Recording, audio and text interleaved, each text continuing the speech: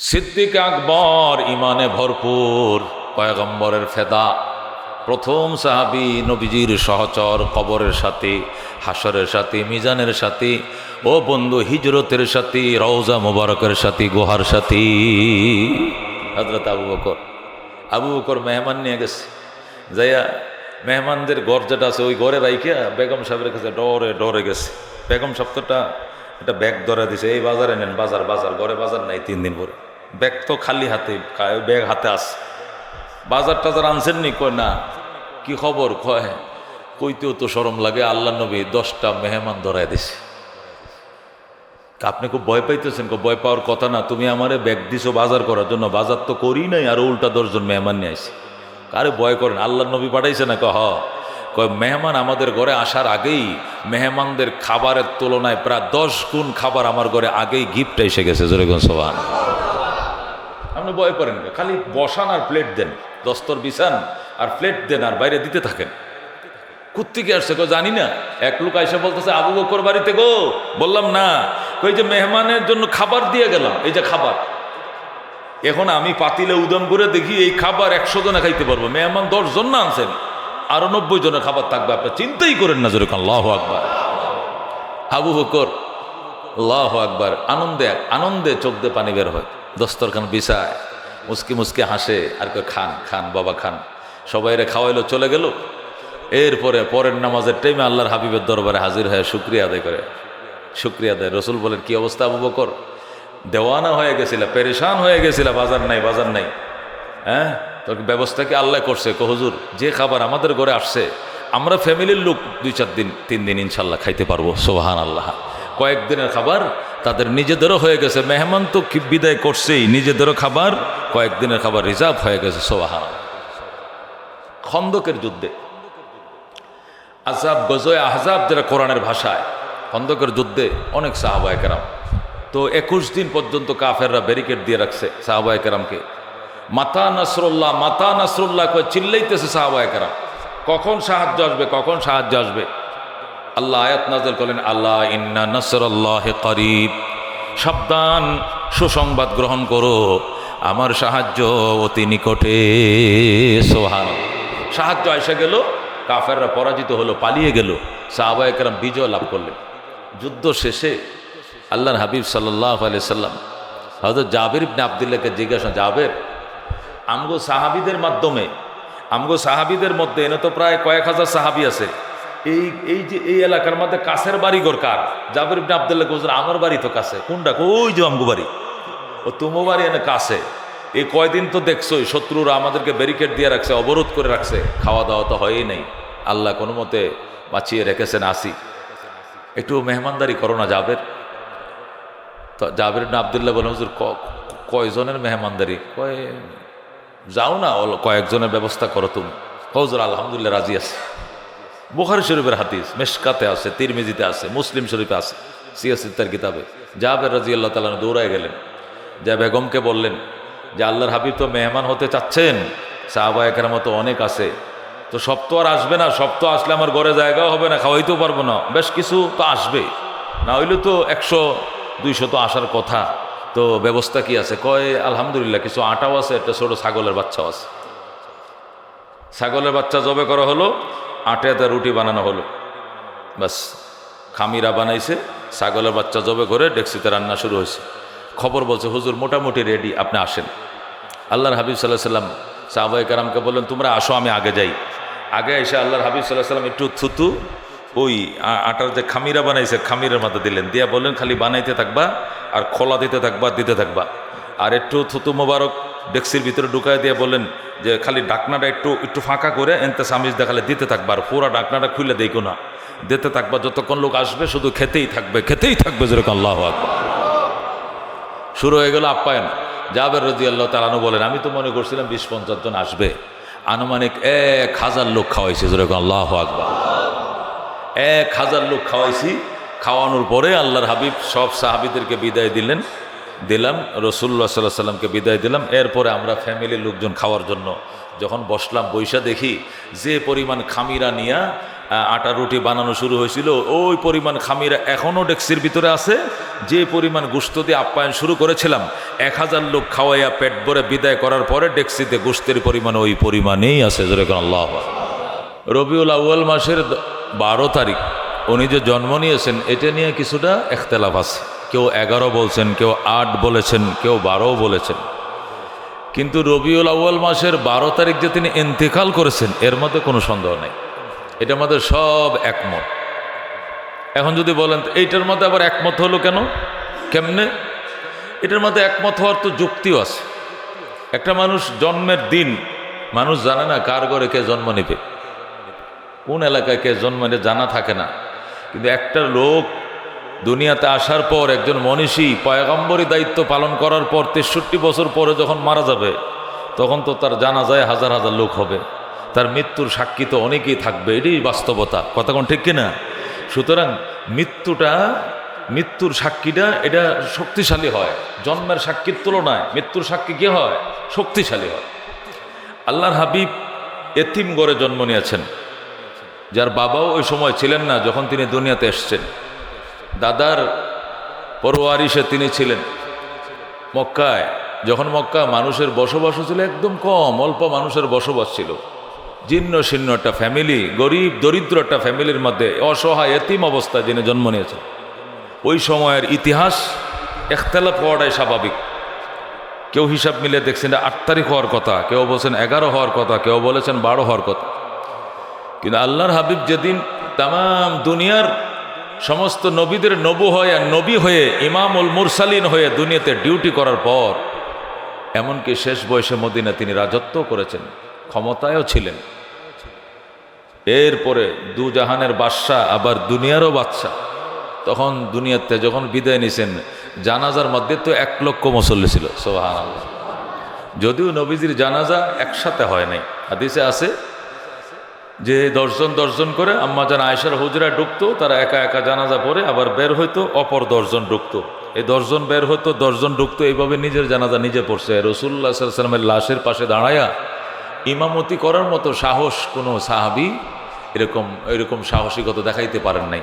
এই জন্য পরে নির্দেশ হয়েছে, এই 10 জন করে ঢুকো, নিজের জানাজা নিজে পড়ে আবার বের হইবে, অপর 10 জন ঢুকবে, এইভাবে। তো হুজুরের ইন্তেকালের টাইমেও লক্ষাধিক সাহাবী ছিলেন দুনিয়াতে, সুবহানাল্লাহ।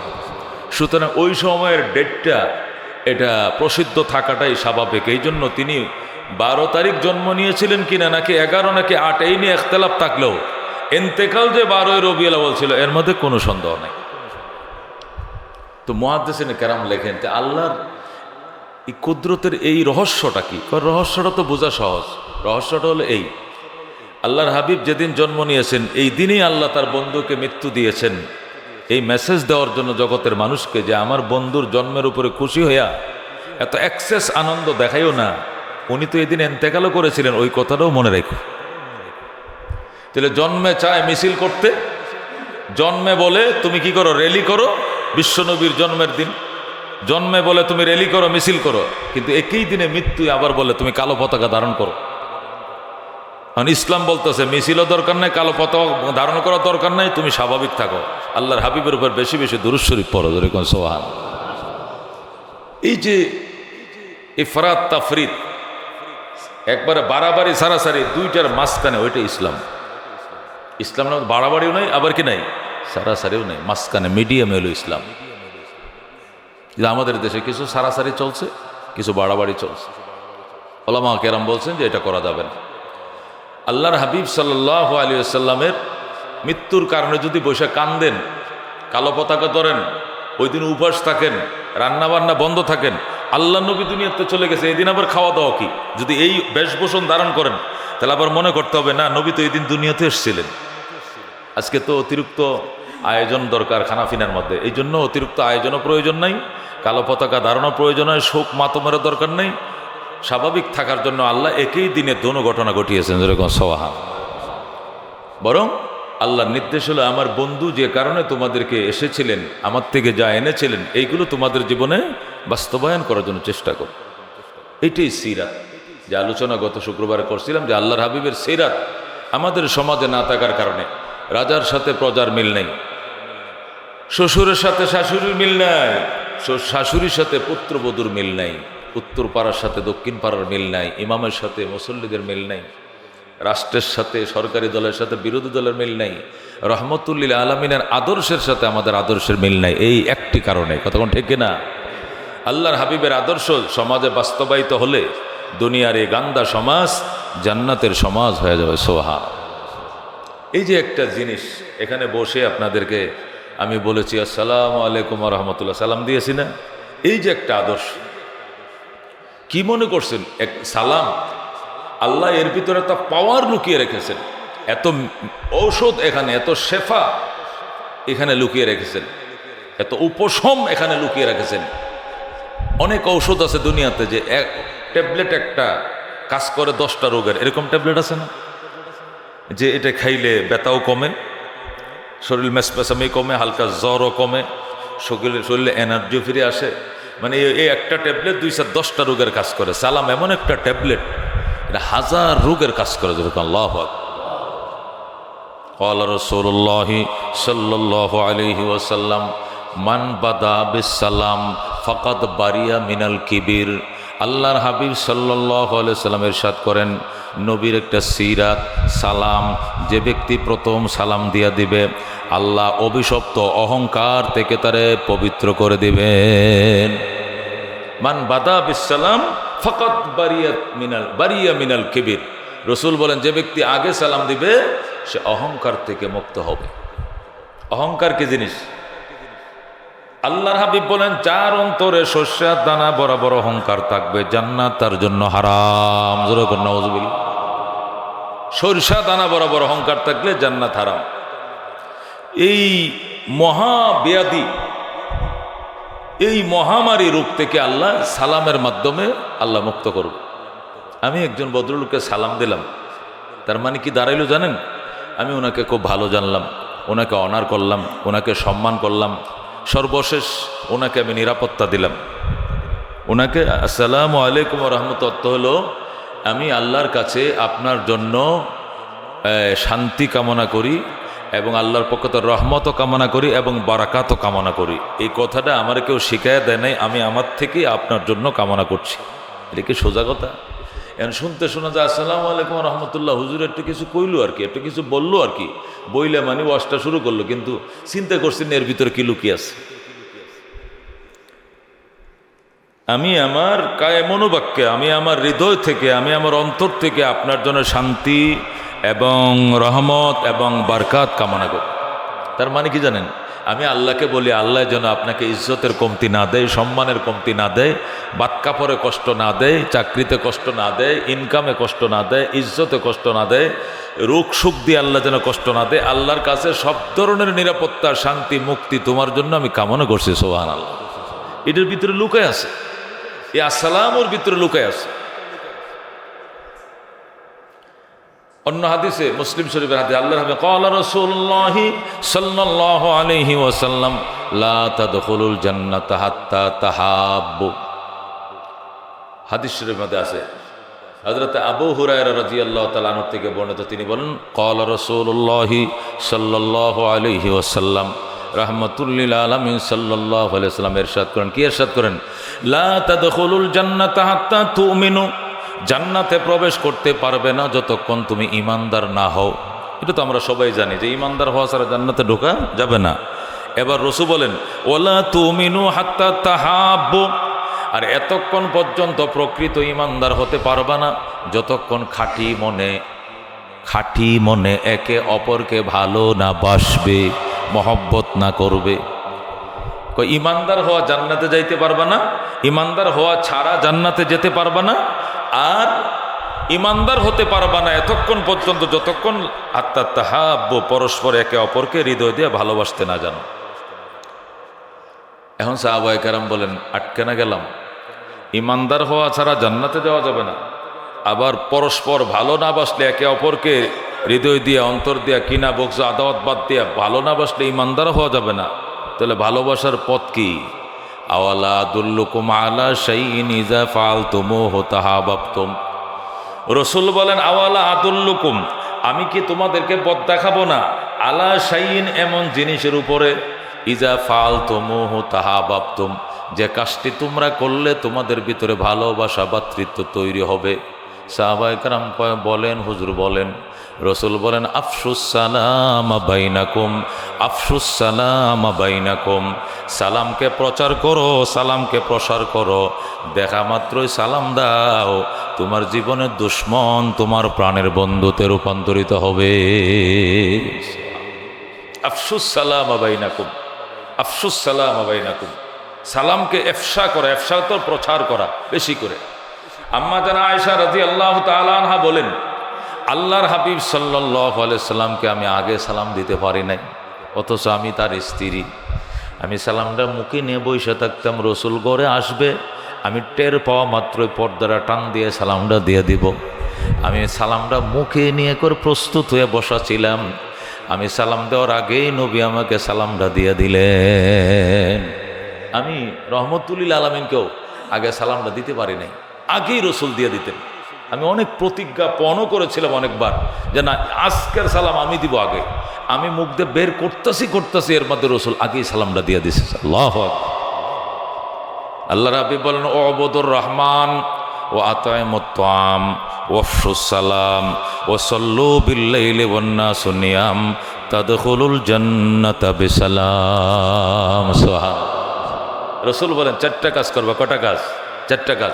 ওয়াবুদুর রহমান, রহমানের গোলামি করবা, রহমানের ইবাদত করবা, রহমানের দাসত্ব করবা। রহমানকে, রহমানকে আল্লাহ। নবী বলেন, ও বদুর রহমান, রহমানের গোলামি করবা। ও আতাইমুত তাআম, গরিবরে খানা খাওয়াইবা। আতাইমুত তাআম, খানা খাওয়াইবা। ইতামে তাআম করবা, খানা খাওয়াইবা। খানা খাওয়ানো, এখানে গরিব শব্দটা হাদিসে উল্লেখ নেই। যে কেউ খানা খাওয়াইতে পারেন, বাস মুসলমানকেও খানা খাওয়াইতে পারেন, বেদিনকেও খাওয়াইতে পারেন, গরিবরেও খাওয়াইতে পারেন, ধনীকেও খাওয়াইতে পারেন, ইমাম মুয়াজ্জিনকেও খাওয়াইতে পারেন, একজন মুসল্লিকেও খাওয়াইতে পারেন, আত্মীয়রে খাওয়াইতে পারেন, অনাত্মীয়রে খাওয়াইতে পারেন, পাশের বাড়িওয়ালাকেও পারেন, দূরের বাড়িওয়ালাকেও পারেন।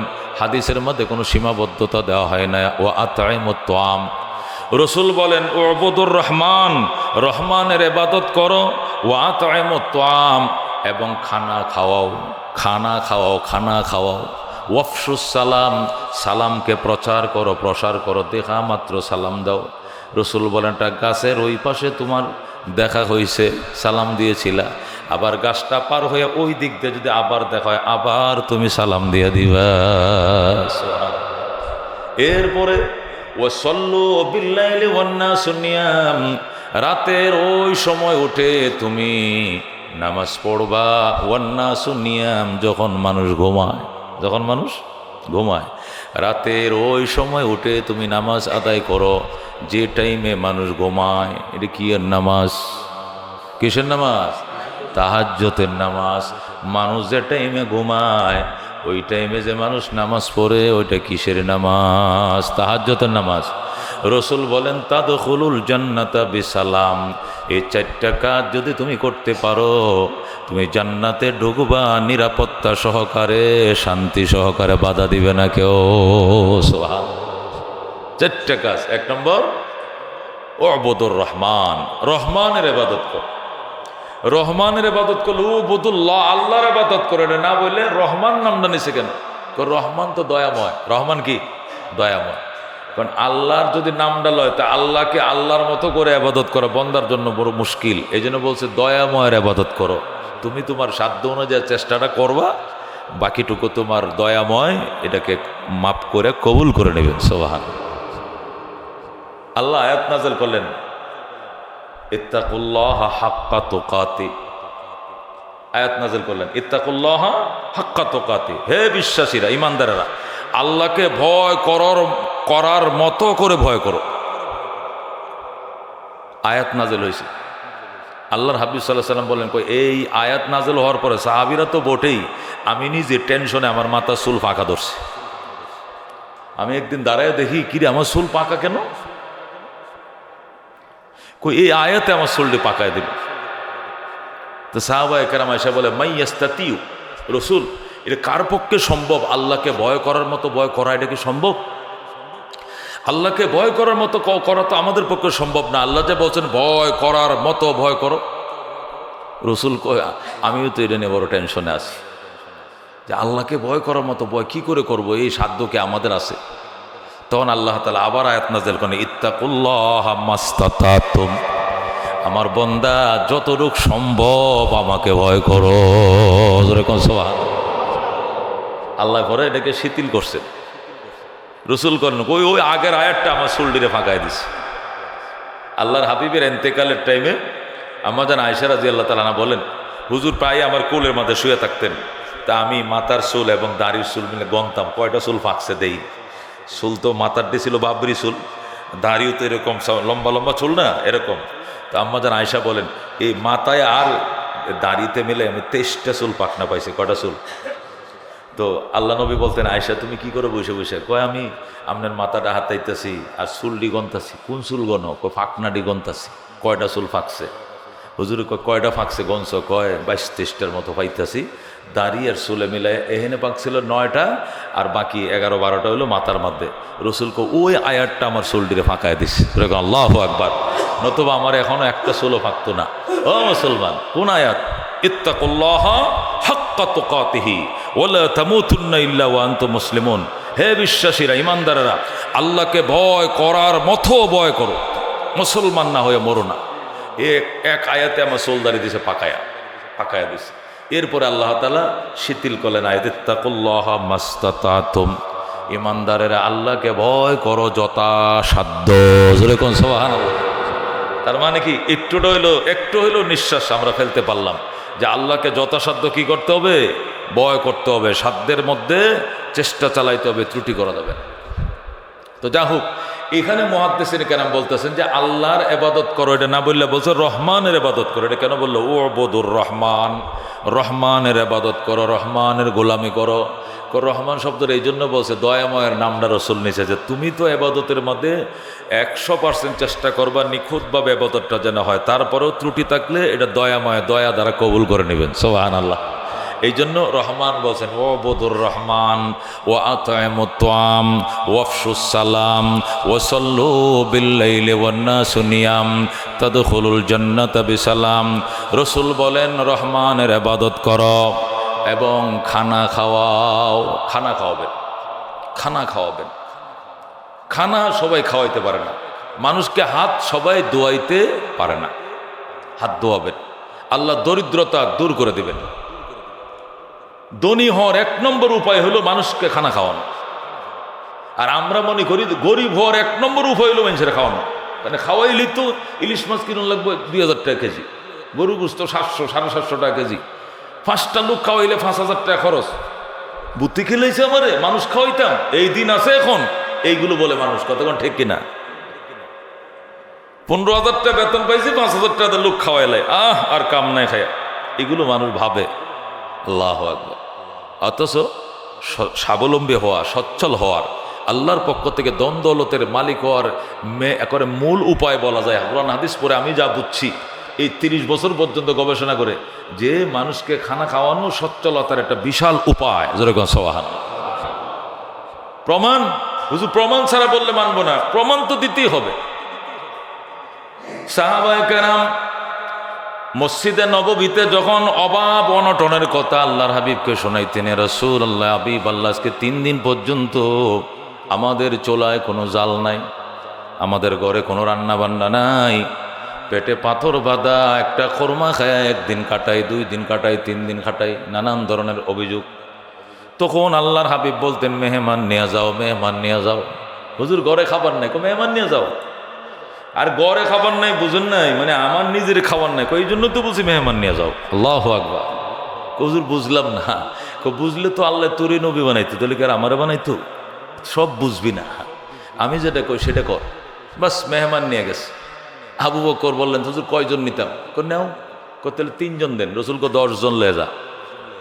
সিদ্দিক আকবর নবীর কথায় 10 জনে নিয়ে গেলেন। আর সিদ্দিক আকবর তো বিশ্বাস ছিল আল্লাহ হাবিবের প্রতি, যে পয়গম্বর বলছে নিশ্চয়ই উপরওয়ালার সাথে পরামর্শ করে বলছে। যেরকম সুবহানাল্লাহ। পয়গম্বর তো বলছি আমার ঘরে খাবার নাই, আবার 10টা মেহমান ধরে দিল। আবু বকর রাদিয়াল্লাহু তাআলা আনহু সিদ্দিক আকবর ইমানে ভরপুর, পয়গম্বরের ফেদা, প্রথম সাহাবী, নবীজির সহচর, কবরের সাথী, হাসরের সাথী, মিজানের সাথী, ও বন্ধু হিজরতের সাথী, রওজা মুবারকের সাথী, গুহার সাথী হযরত আবু বকর মেহমান নিয়ে গেছে, যাইয়া মেহমানদের ঘর যেটা আছে ওই ঘরে রাইখিয়া বেগম সাহেবের কাছে ডরে ডরে গেছে। বেগম সপ্তাহটা একটা ব্যাগ ধরা দিছে, এই বাজারে নেন, বাজার বাজার, ঘরে বাজার নাই 3 দিন পরে। ব্যাগ তো খালি হাতে, ব্যাগ হাতে আসে, বাজার টাজার আনছেন নি? কয় না। কি খবর? কয় কইতেও তো শরম লাগে, আল্লাহ নবী 10টা মেহমান ধরায় দিছে।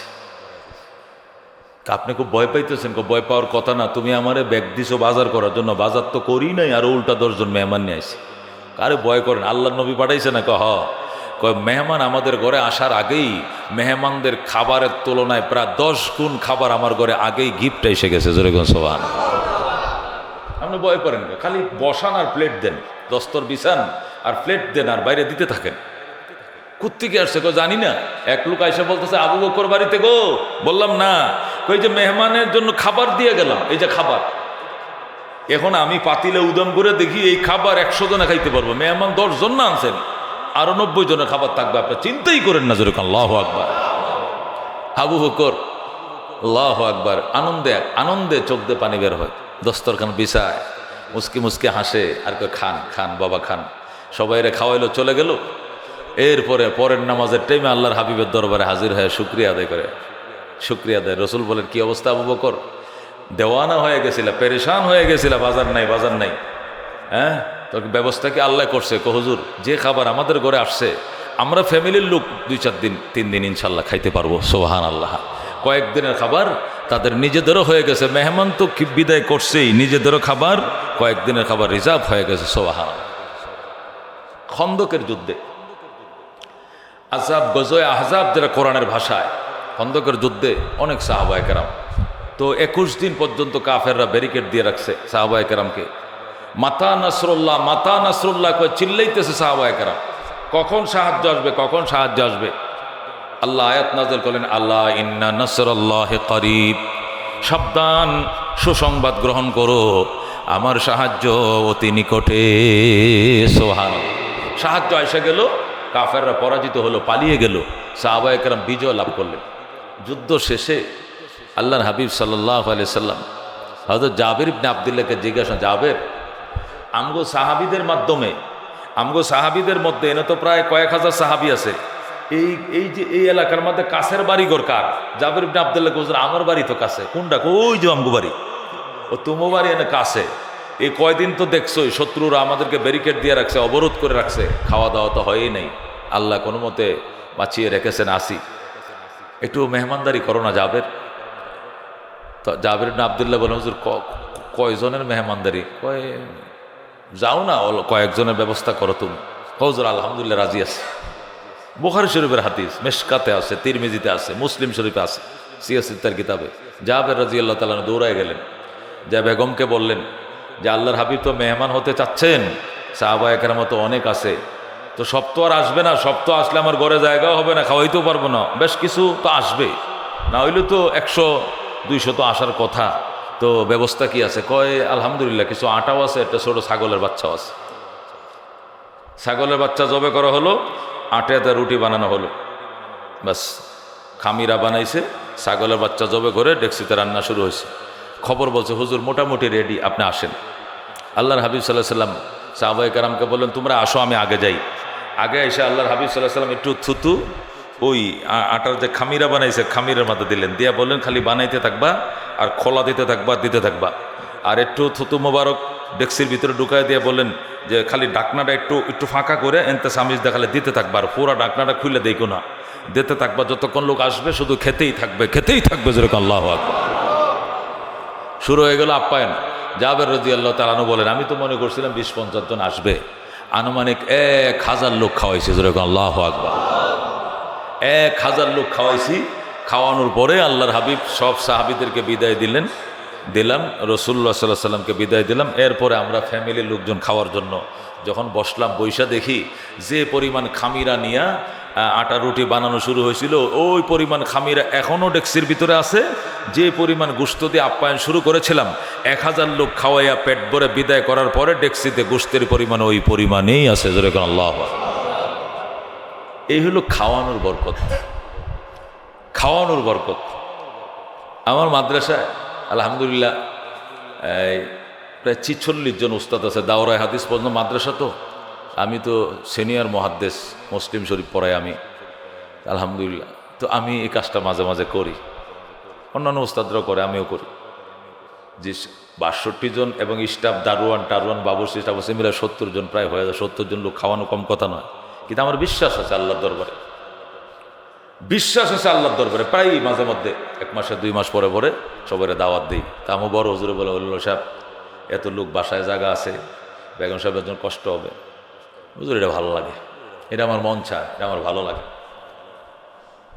ভালো লাগে। তারা মাহাজিরিন, এই জন্য খানা খাওয়াবেন, খানা খাওয়াবেন। খানার সাথে উলফত মহব্বতের বিরাট সম্পর্ক। আমার সাথে একটা লোক খুব সম্পর্ক, আট্টসি যায়। তা আমি খুব বকাঝকা, ভাই হেডোজাস কিনলে হুজুর ওই যে হানকির বাদ তো খান নাই, ইটের মধ্যে তো কি জাদু ঢুকাইছে, মাইটে পাতিলের মাঝে কয়টা বাদ দিয়েছিল, এই খাওয়ার পরে আমি এই দরবারের জন্য আমি গাঁজাখোরের মতো হয়ে গেছে। মানে এটা আমি বলতেই পারি না। মানে খাবার এমন এক জিনিস জাদুর মতো কাজ করে। আমি কইছি না, তারপরে ওখানে যাওয়া যাবে না, কবর সজদা করা যাবে না, শিরিক, এটা হারাম, কবিরা গুনাহ, আল্লাহ মাফ করবেন। তো বুঝাইয়া সমঝাইয়া তারা ছুটাইতে আমার 12টা বাজে গেছে। এখান থেকে তারা ছুটাই আনতে আমার 12টা বেজে গেছে। সে দোহাই দিয়ে শুধু একদিন হানকির মতো বাদ খাইছিল। কি জাদু সেখানে! এই জন্য রসুল বল ওয়াতাইমুত্তাআম। এই জন্য ইহুদিরা যদি আল্লাহর হাবিবের বাড়িতে আসতেন, খাওয়াইবেন গো। একটু আগে যুদ্ধের মাঝে রসুলের দিকে বর্ষা মারছে, একটু পরে যদি ওই লোক রসুলের কাছে বলছে কিছু খাওয়াইবেন, রসুলকে বয় এখনই খাওয়াম, খাওয়াইছে। ইহুদিরও নবী খাওয়াইছে। এক ইহুদি এত ওভারলোড খাইছে, ফ্যামিলির রান্না করা খাবার সবটি খাইলেছে। খাইয়া রাত্রিবেলায় রসুল আলাদা বিছানায় শুইতে দিয়েছেন, পয়গম্বরের বিছানার মধ্যে শুইতে দিয়েছে। এইটারে হাগিয়া মুতিয়া নষ্ট করিয়া থুইয়া শেষ রাত্রে পলাইছে। সকালবেলা আল্লাহর হাবিব সাল্লাল্লাহু আলাইহি সাল্লাম নামাজ পড়ে এসে ডাকে, ভাই উডেন উডেন, বাই তো নাই, পলাইছে। নিজের এই চাদর পয়গম্বর নিজের হাতে ধুইছেন। আর পয়গম্বর বলতেছেন, হায় রে বেচারা আমার ঘরে খাবার খায় বদহজম হইল, কি কষ্টটা না পাইল। যদি উনি না যাইতো, আমাকে ডাক দিত, তো আমি একটু চিকিৎসার ব্যবস্থা হলে করতাম, ঔষধ হলে খাওয়াইতাম। দেখছেন আল্লাহর হাবিবের সিরাতটা কেমন! আহারে বেচারা জানি কত কষ্ট পাইছে। অনেকদিন পরে ওই লোকের সাথে রসুলের দেখা। আল্লাহর হাবিব কো, ভাই এদিকে আসেন। রসুলের দিকে বিল ফাতার দৌড়, পলায়। কিনলি গিয়া পয়গম্বরের বিছনা নষ্ট করে থুয়েছি আমি, পাইলে তো দিব মায়ের। রসুল কো, যাইস না, খারা খারা। কি দূরত্বর কন? কো, বাবা তুই আমার মাফ করে দিস। তুই ওই দিন আমার বাড়ির খাবারটা মনে হয় তোর রুচিসম্মত হয় নাই, তোর বদ হজম হয়েছে। তুই আমার কই আবি না, আমি তোর ওষুধ কিনে দিতাম, চিকিৎসার ব্যবস্থা করতাম। তুই কষ্ট পাইছো, মাফ করে দে। এইটারে কই নবী, একে বলে পয়গম্বর? আমি তো আগে জানতাম না, আমার দেরি করেন না, এখন কালমা পরে মুসলমান বানান। যেরকম সুবহানাল্লাহ। শেষ পর্যন্ত ইহুদির বাচ্চা মুসলমান হয়ে গেছে। সুবহানাল্লাহ।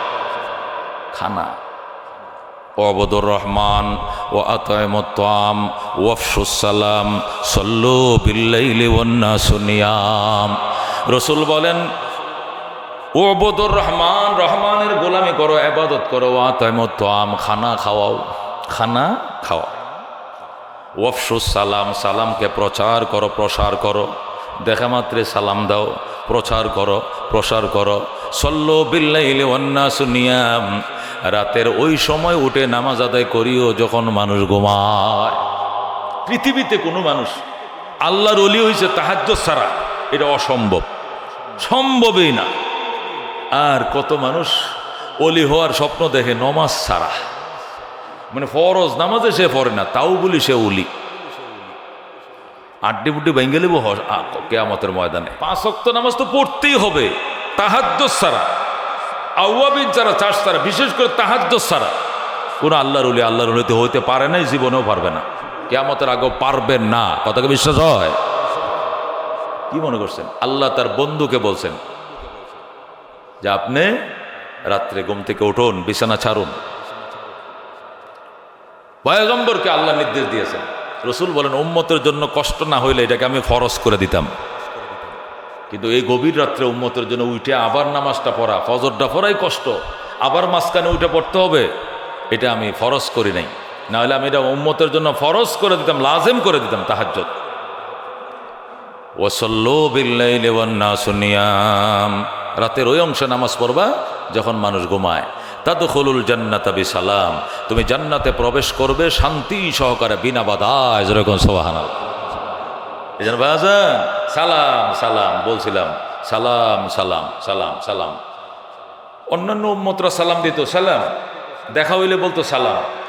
হযরত ইয়াকুব আলাইহিস সালাম তার সন্তানদেরকে শিখাইছে, ইউসুফ লোকের সাথে দেখা হইলে বলবা সালাম সালাম। সালাম মানে শান্তি শান্তি। কিন্তু আমাদের নবী সুন্দর করে শিখেছেন আসসালামু আলাইকুম ওয়া রাহমাতুল্লাহ। আগের উম্মতের মতো সালাম ছিল, কিন্তু আসসালামু আলাইকুম ওয়া রাহমাতুল্লাহ এরকম সুন্দর করে সাজায় ছিল না। আগে ছিল সালাম সালাম শান্তি শান্তি, আর এখন হলো আসসালামু আলাইকুম ওয়া রাহমাতুল্লাহি ওয়া বারাকাতুহু। ও মুসলমান, আপনি যদি একজনকে সালাম দেন তো এটা সুন্নত আদায় করলেন, কিন্তু যাকে সালামটা দিলেন তার উপরে ওয়াজিব হয়ে গেল, অবধারিত দায়িত্ব হলো সালামটাকে রিপ্লাই করে আবার আপনাকে ফেরত দেওয়া। সুবহানাল্লাহ। তার জন্য ওয়াজিব ওয়ালাইকুম আসসালাম ওয়া রাহমাতুল্লাহি ওয়া বারাকাতুহু। আপনি যদি মনে করেন যে এই লোকটা আমার কল্যাণ চায় না, আপনি যদি মনে করেন ওই লোকটা আমার জন্য দোয়া করে না, আপনি মনে করেন এই লোকটা আমাকে লাইক করে না, তাহলে তারা সালাম দেন, তাহলে লাইক অটোমেটিক সে আপনাকে করবে, তার উপরে ওয়াজিব হয়ে যাবে আপনাকে লাইক করা। সে উল্টা রিপ্লাই করবে ওয়ালাইকুম আসসালাম। এবং আল্লাহ নবীও বলছেন যে সালাম দিবে আসসালামু আলাইকুম, তো উত্তর দেওয়ালা বলবে ওয়ালাইকুম আসসালাম ওয়া রাহমাতুল্লাহ। সালামওয়ালা যদি বলে আসসালামু আলাইকুম ওয়া রাহমাতুল্লাহ, উত্তরওয়ালা বলতে হবে ওয়ালাইকুম আসসালাম ওয়া রাহমাতুল্লাহি ওয়া বারাকাতুহু। সালাম দেওয়ার না যদি বলে আসসালামু আলাইকুম ওয়া রাহমাতুল্লাহি ওয়া বারাকাতুহু, উত্তরওয়ালা বলবো ওয়ালাইকুম আসসালাম ওয়া রাহমাতুল্লাহি ওয়া বারাকাতুহু ওয়া মাগফিরাতুহু। যেরকম সুবহানাল্লাহ। মানে সালাম এমন একটা ঋণ, এমন একটা ঋণ, এই ঋণ শোধ করতে হয় বোনাস সহ। যেরকম সুবহানাল্লাহ। আপনি একটা শব্দতে দোয়া করবেন, তার উপরে ওয়াজিব দুইটা শব্দতে দোয়া করা। আপনি দুইটা শব্দতে দোয়া করবেন, তার উপরে ওয়াজিব তিনটা শব্দতে দোয়া করা। আপনি তিনটা শব্দতে তাকে সম্বোধন করবেন, ওর উপরে ওয়াজিব চারটা শব্দতে রিপ্লাই করা। যেরকম সুবহানাল্লাহ। এরম বরকতময় দোয়া আজকে সমাজে প্রচলন কম বলেই আমাদের মাধ্যমে একটু দিলের দূরত্ব, মনের দূরত্ব, অন্তরের দূরত্ব, দিল মনের অন্তরের দূরত্ব আল্লাহ কাছত্ব করে দিবেন। কাল এখওয়ান, ভাই ভাই, এখওয়ানা, ভাই ভাই বানিয়ে দিবেন। আল্লাহর হাবিবের একটা সিরাত, সালাম সালাম সালাম, এ আল্লাহর হাবিব সাল্লাল্লাহু আলাইহি ওয়াসাল্লামের সিরাত। আর এর কারণে মানুষ এত বিনয়ী হয়। আল্লাহু আকবার।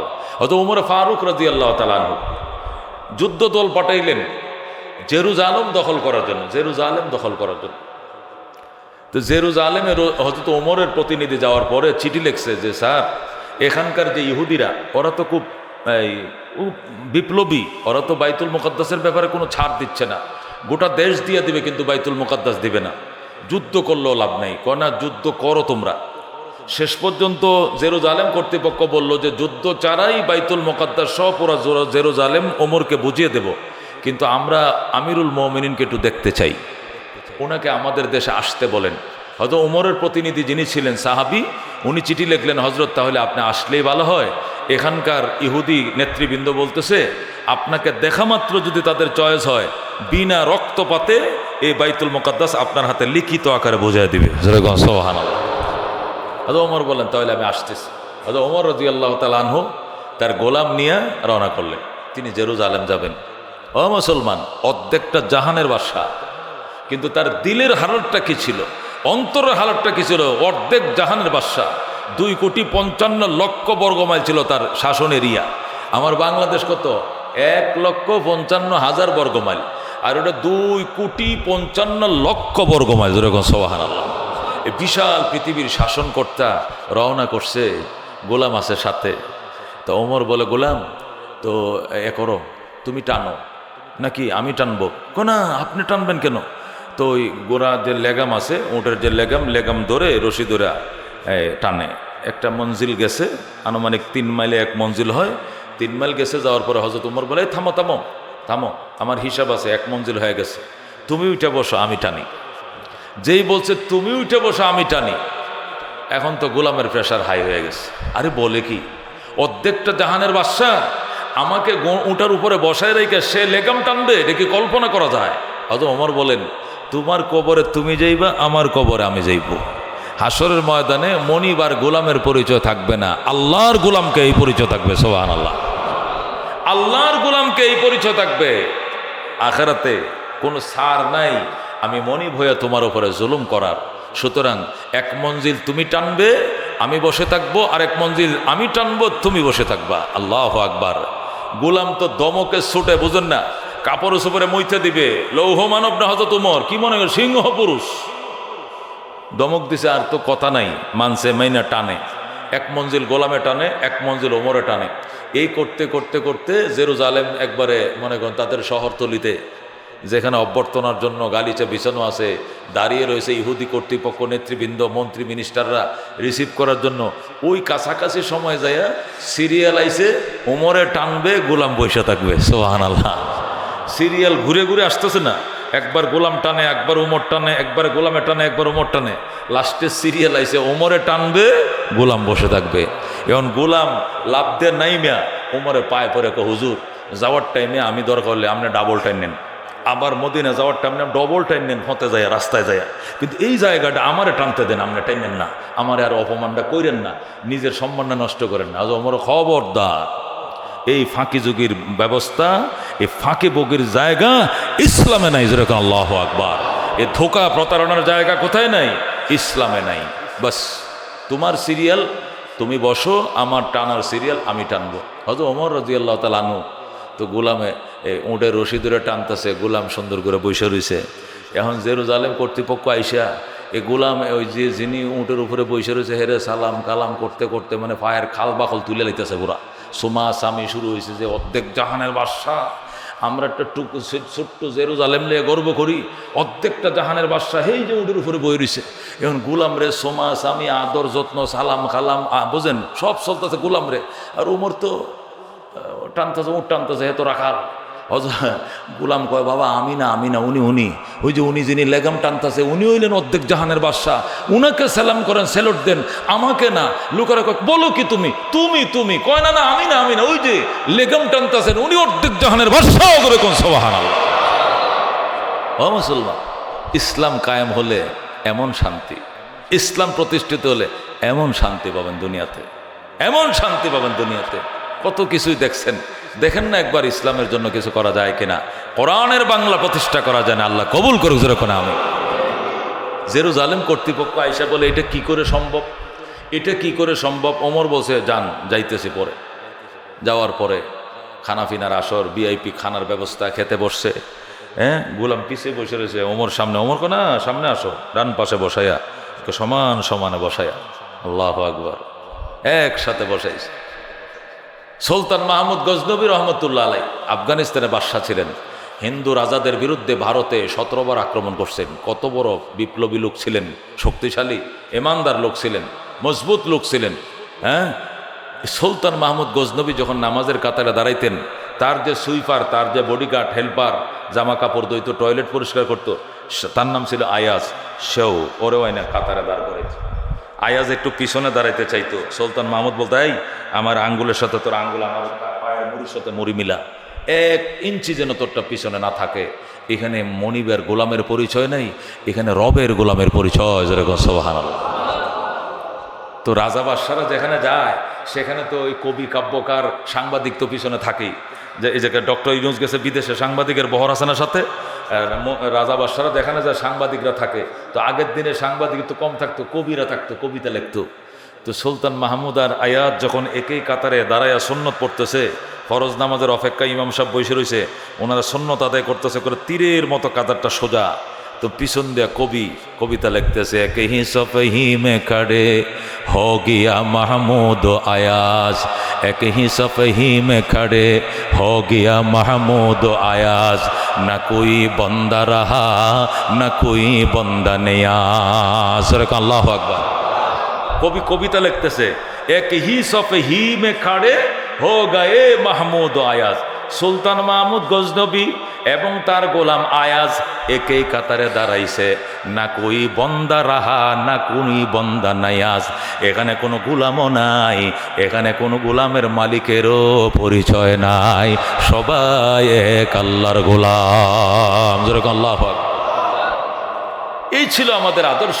ও মোহতারাম হাজরিন, হযরত ওমর রাদিয়াল্লাহু তাআলা আনহুকে রাজকীয় সংবর্ধনা দিয়া যখন বাসভবনে নেওয়া হলো, বলা হলো ওমর এমন কাজটা তো আপনি না করলেও পারতেন, গোলামকে একটু ছাড় দিয়ে বলতেন যাওয়ার টাইমে তুমি টাইনো, এখন যাওয়ার টাইমে আমি টানবো না, এখন তুমি টানো, এটাও তো বলতে পারতেন।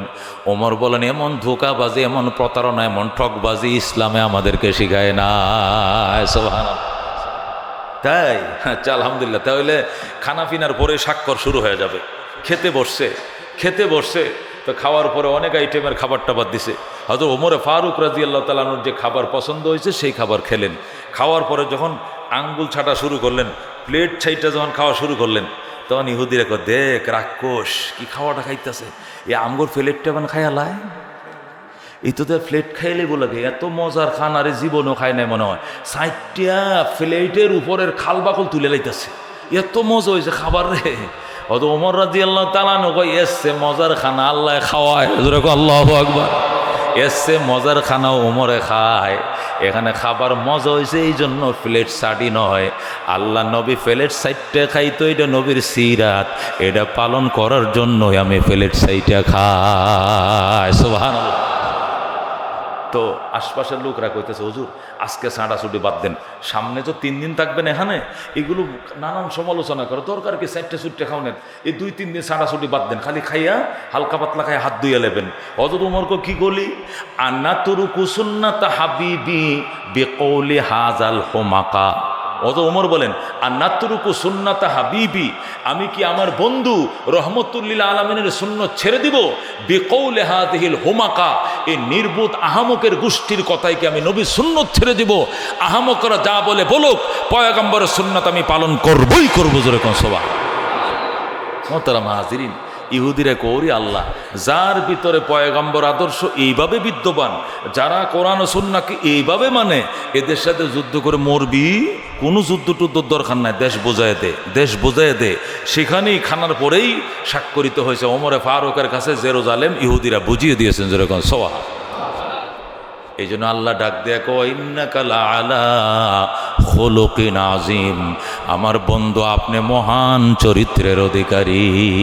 আল্লাহ তার চরিত্রে আমাদেরকে চরিত্রবান হয়ে পয়গম্বরের সুন্নত আদায় করে সুন্নি হয়ে, এমনি সুন্নি নয় ডাকের সুন্নি, স্লোগান মিছিলের সুন্নি নয়, অরিজিনাল সুন্নি হয়ে আহলুস সুন্নাহ জামাতের বিশ্বাসী হয়ে আমলি জিন্দেগি নিয়ে ঈমান সহকারে কবরের মেহমান হওয়ার তৌফিক দান করুক, আমিন। ওয়া আখির দাওয়ানা আলহামদুলিল্লাহি রাব্বিল আলামিন। যারা সুন্নত পড়ে না 4 রাকাত সুন্নত পড়ে।